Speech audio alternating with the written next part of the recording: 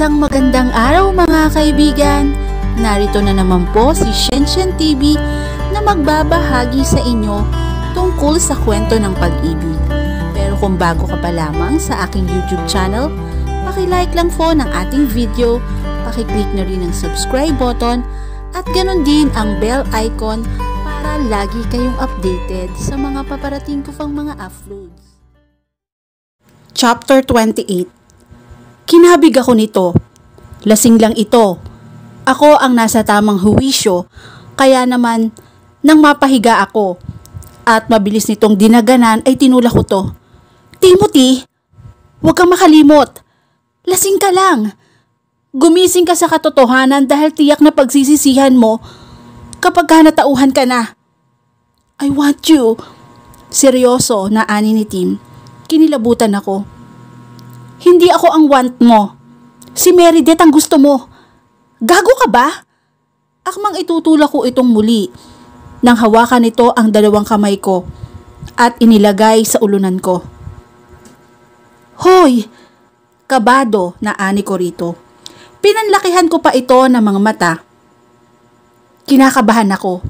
Lalo't alam ko sa sarili ko na nagiinit ang katawan ko sa pagkakadikit namin ito. Timothy, ano ba? Hindi nga sabi ako si Meredith. Gigil na saway ko rito. I want you, Clau. Natigilan ako sa sinabi nito. So aware na ito na ako si Claudette. Tapos ipupus niya pa ang balak niya.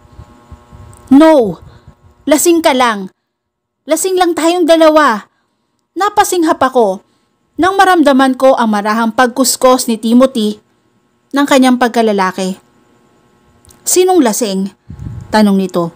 Pati sa pagsasalita ay bakas din ang kalasingan. Nag-init pa lalo ang katawan ko sa ginagawa nito.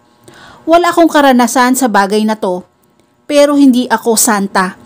May libog din naman ako na itinatago at mukhang mailalabas pa ngayong gabi. Tim, yumuko ito at hinuli ang mga labi nito ang labi ko. Hindi ko alam kung bakit sinunggaban ko rin siya. Naging agresibo rin naman ako. Yung init na nararamdaman ko kanina ay dala ng alak. Ay waring nagdidesisyong sumentro sa aking gitna. Habang naghahalikan, ay lumalamas na ang isa nitong mga palad sa aking dibdib. Habang ang isa ay hawak pa rin ang dalawa kong kamay. Gusto ko rin siyang haplusin. Gusto kong damhin ang init ng kanyang katawan. Hindi na mag-aalinlangan pa. Dahil nang pakawalan nito ang mga kamay ko, ay agad na humaplos ang mga palad ko sa likod nito.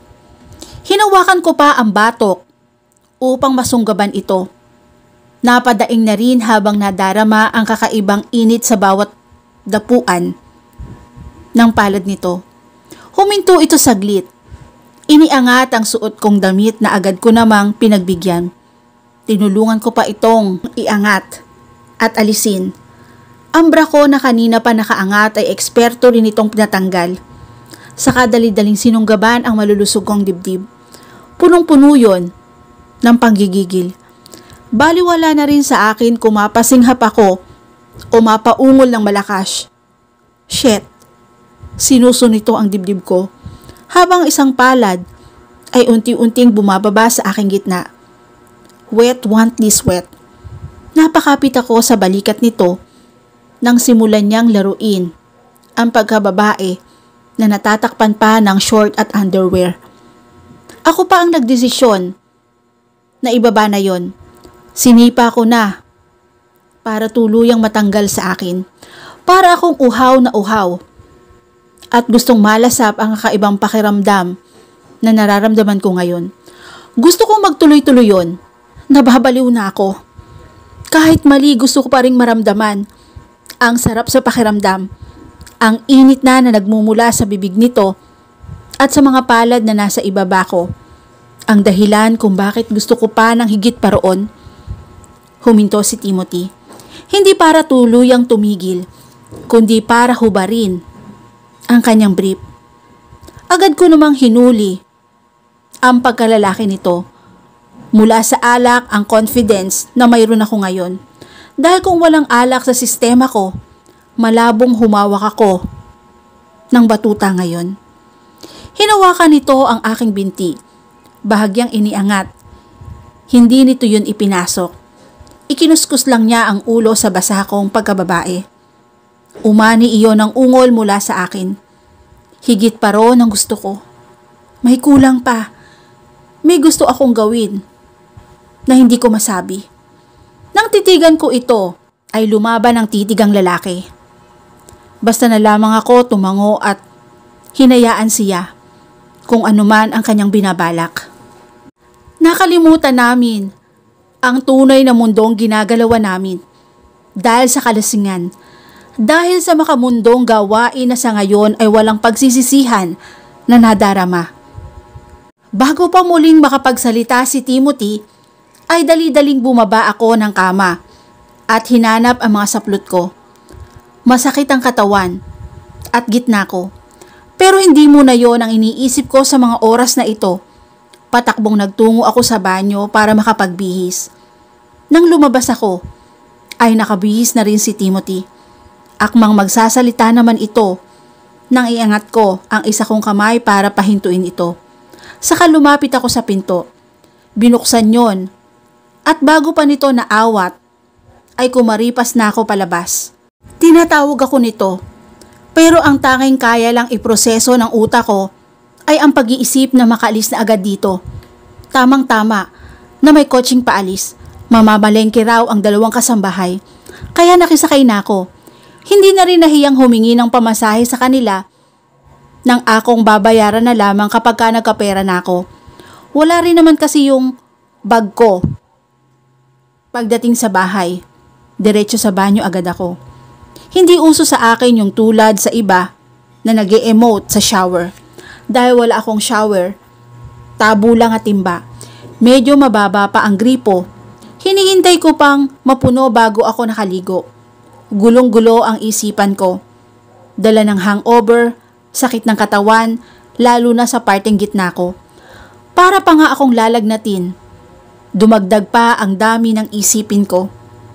Si Tim, si Meredith, ang parents namin ng kakambal ko, pati na ang magulang ng lalaki. Ano na lang ang mangyayari kapag sumabog sa kanilang kaalaman na may nangyari sa amin ng lalaking dapat ay pakakasalan ng kakambal ko? Cheating? Hiwalay na sila. Pero wala pang 2 araw. Masyado pang magulo ang lahat. Oo, isisisi sa alak ng pagkadala ko sa tukso. Sino bang dapat kong sisihin? Sarili ko? Inuuto ko lang ang sarili ko eh. Kasalanan ko to. Isang malaking kasalanan namin ni Timothy. Pagkatapos kong maligo ay pumasok na ako sa silid ko. Kahit basa pa ang buhok, ay nagpasya na akong humiga. Clau! Clau! Malakas na tawag ng kung sino ang nasa labas. Wala na akong lakas para bumangon. Pero hindi naman ako nagulat nang makita kong bumungad sa pinto ng kwarto ko ang bisita. Kanina pa ako naghihintay sa'yo. Bumili lang ako ng breakfast. Saan ka ba nang galing? Dito nga rin ako natulog eh. Kaso madaling araw na ako nakabalik dito. Jan? Medyo paos ang tinig na tawag ko rito. Ano nangyari sa'yo? Pumasok ito at naupo sa gilid ng higaan ko. Sinapo nito ang noo ko. Nang maramdamang mainit yon, ay nagsalubong na ang kilay nito. May masakit ba sa'yo? Ang taas ng lagnat mo ah. Dadalhin kita sa ospital. Mabilis kong inawat ang kamay nito. Kailangan ko lang matulog. Magpahinga. Saan ka ba galing? Iniwan kita rito kahapon. Okay ka naman ah. Ngayon may sakit ka na. Parang may pagsermon pang maririnig sa tinig nito. Kinuha nito ang kumot ko, saka yun ikinumot sa akin. Basa pa yung buhok mo.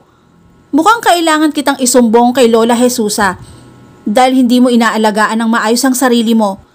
Huwag! Takot na ani ko rito. Sadyang sumama lang talaga ang pakiramdam ko. Hindi naman ako superhero na may panangga sa lagnat at sama ng pakiramdam. Initin mo na lamang yung pagkain na pwedeng initin. Gusto ko yung may sabaw Tsaka gusto ko maghigop. Utos ko rito. Papikit na ako. Hinihila na ako ng antok at sama ng pakiramdam. Nang magising, maiangat ang pagdampi ng bimpong basa ng maligamgam na tubig ang nagpagising sa akin. Inaasahan kong si Jan ang naroon. Ngunit hindi. Si Timothy yun na seryosong pinupunasan ang leeg ko. Ingat na ingat. Pero nagising pa rin ako. Nagtama ang tingin naming dalawa. Alam namin na ang namamayani ngayon sa pagitan naming dalawa ay awkwardness. Sabay pa ngang napaiwas ng tingin dahil hindi namin kayang tumagal sa titig sa isa't isa. About what happened? Nothing happened. Pwede bang iyon ang isipin natin? Walang nangyari. Iyon ang itatak natin sa isipan natin upang magkaroon pa tayo ng kahit papaano na peace of mind. No. Hindi ako ganyang klaseng lalaki. Lasing ako. Lasing tayo. Pero ngayon ay pareho nang natanggal ang sistema natin ang alak. Hindi mo kailangang obligahin ang sarili mo sa isang responsibility na hindi mo kailangang i-shoulder. Kalimutan natin ang nangyari. Dahil oras na harapin natin itong dalawa. Paanong kapatid ko? Mahal mo siya, hindi ba? Dahil mahal mo siya, isipin mo na lamang na walang nangyari sa ating dalawa. Sa inyong dalawa, Meredith, mas matalim ang tabas ng dila mo. Claudette, bahagya akong tumawa. Baka mas tamang sabihin na iniisip ko kayo ng kapatid ko. Labas na si Meredith sa usapang ito. It's between you, Claudette. Ginawa nating dalawa yon. Tanga! Paano mo mababalikan at maaayos ang sa inyo ng kakambal ko kung ipapasok mo ko sa buhay mo? Frustrated na tanong ko. Masakit na ang ulo ko. Dumagdag pa ito. Pwede namang tapusin ang usapan. Walang ibang makakaalam, period. Again, hindi ako ganyang lalaki. Itinigil nito ang pagpuna sa akin. Hindi ko kailangan ng lalaking maninindigan sa akin. It's just a one-night things. Nothing more, nothing less. Huwag mong gawing komplikado. Ito lang ang pagkakataon ko na makasama si Meredith. Tiyak na masisira ang relasyon namin kung papagitan ka sa aming dalawa. Umalis ka na. Please? No, I'll stay here. Aalagaan kita, Claudette. Mahinahong ani ng lalaki. Matigas ang ulo. Malaking problema ang nasuong namin dito. Kapag siya ang nasunod, tiyak na magkakadeleche-leche ang buhay naming dalawa. No, hindi lang buhay namin. Si Jan ang nag-aasikaso sa pagkain. Si Timothy ang abala sa pag-aasikaso sa akin. Mas lumala pa kasi ang sama ng pakiramdam ko. Alam kong may tinatawagan si Timothy at nagtanong sa dapat gawin. Tapos sa saglit itong umalis, pagbalik ay may dala na itong gamot. Nang mapainom na ako ng gamot, ay binuhat naman ako ni Jan at siya na ang nagdala sa akin sa kwarto. Bakit nandito yung boyfriend ng kapatid mo? Tanong nito na masolo na ako nito. Mukhang kanina pa nito gustong itanong yon, pero hindi lang magawa. Dahil nasa paligid ang lalaki at malaki ang posibilidad na marinig nito. Kaibigan ko rin si Tim. Ako lang ang kaibigan mo, Clau. Nakaingos na ani nito. Gago. Para namang sinasabi mo na masama ang ugali ko at ikaw lang ang pwedeng maging kaibigan. But it's true. Ako lang ang kaibigan mo. Kaibigan ko na rin siya. Paano kung wala ako rito? E di siya lang ang kasama mo, Clau? Alam mo rin naman sigurong lapitin ka ng issue sa San Agusta. Paano kung naidala mo yung dito? Na-issue kayong dalawa. Ano na lang mangyayari sa relasyon ninyo ng kapatid mo? Jan, kalma. Mas lalong sumasakit ang ulo ko sa sinasabi mo. Malabong mangyari yan. Huwag kang mag-isip ng masama. Itatak mo sa isip mo na ako lang ang kaibigan mo. With emphasis. kaibigan. Pagtatama ko naman. Umingos ito ng muli. Saka siya humiga sa bakanteng pwesto sa tabi ko. Lumabas ka na. Baka sa kakadikit mo mahawakan ka pa. Anong sakit ko? Shh! Ayaw ko. Mukhang sosyal yung Timothy ha. Baka mapasubo ako sa English. Napabungis-ngis ako sa tinura nito. Sira. Mabait ang isang yon. Saka, magaling ka rin naman mag-English ha. No, of course not. Samahan mo siya roon sa labas. Saka tiyak kong pupunta rin naman si Meredith dito pagsisinungaling ko. Kung magawi man ng kapatid ko, hindi ko sure kung kaya ko ba siyang harapin. Hindi maganda ang naging resulta ng pag-uusap nila. Kahit pa nakipaghiwalay ito, hindi pa rin tama na may nangyari sa amin ang nobyo nito, ex-fiancé nito. Ayoko nga. Bakit ba pinipilit mo ko? Tigas din talaga ng ulo ng isang to. Hindi rin marunong makinig, kaya tinalikuran ko na lamang. Sabay natulog na lamang ako. Puro lang tulog pero nakatulog naman yon dahil sa pagsapit ng gabi. Kinabukasan, si Jan na lang ang naiwan. Si Timothy ay may pasok na, pero may natanggap akong text mula rito. Babalik daw ito upang samahan ako. Ako naman, nang malingat si Jan ay nagpa siyang pumasok sa trabaho. Itinext ko na lamang ito para hindi mabahala at hindi pa ako okay. Masakit pa nga ang pagitan ng hita ko pero nakuha ko pa rin magtrabaho. Lunch break.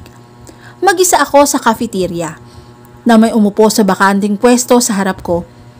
Nabitin sa ere ang kutsara.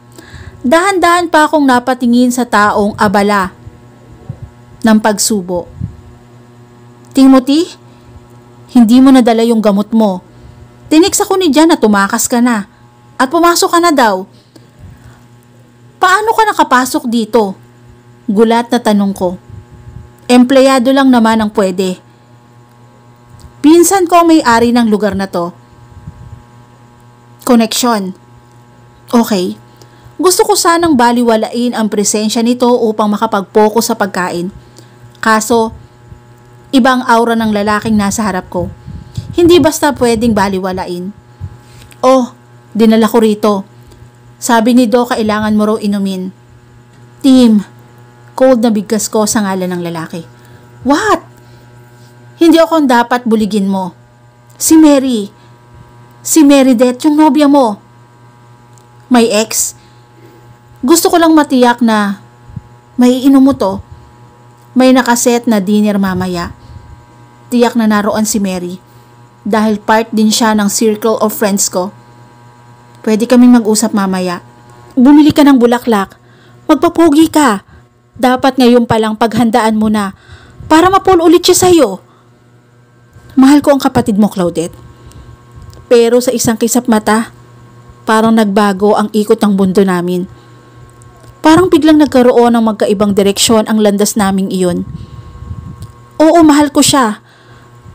Ngunit sa oras na to, hindi ako luluhod sa kanya. At magmamakaawa. Mas magmamakaawa pa ako sa'yo na tanggapin mo ko. May nangyari sa atin. Lalaki ako, Claudette. Paninindigan ko ang nangyari sa atin. Tim, hindi mo ko pwedeng gawin rebound. Mahal mo ang kapatid ko. Ipagpatuloy mo lang yon.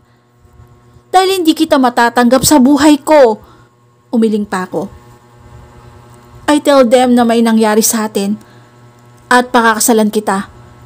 Nahampas ko ang table dahil sa sinabi nito. Depressed ka lang siguro. Huwag mong ibaling ang atensyon mo sa akin dahil alam nating pareho kung kanino ka talaga tunay na nasasaya. Akin na yung gamot ko tapos lumayas ka na. Tinext ko ang kapatid mo. Sinabi kong may sakit ka. Pupunta rin siya rito para sunduin ka. Para makita mo siya. Ayos! Gamitin mo ko para magkaroon kayo ng communication. Wala akong angal sa bagay na yan. Don't worry. Hindi kita ginagamit. Tipid lang akong umiti. Sinabi ko naman sa'yo na ayos lang. Go lang, Tim. Inagaw ko ang gamot ko saka ipinaspas ang pagkain ko. Sinabi ko rin sa pinsan ko na pagdating ni Mary ay iuwi ka namin. Naibagsak ko ang kutsara ko at matalim ang naging tingin dito.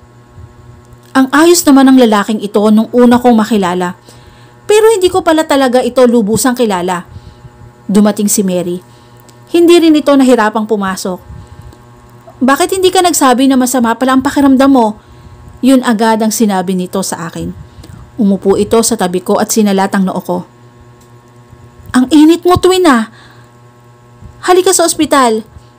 Doon tayo dediretso.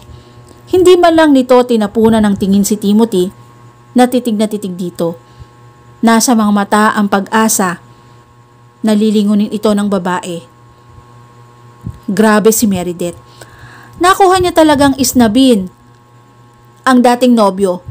Kabe-break lang nila pero kung umakto ay parang taon na ang lumipas at stranger na ang tingin sa lalaki.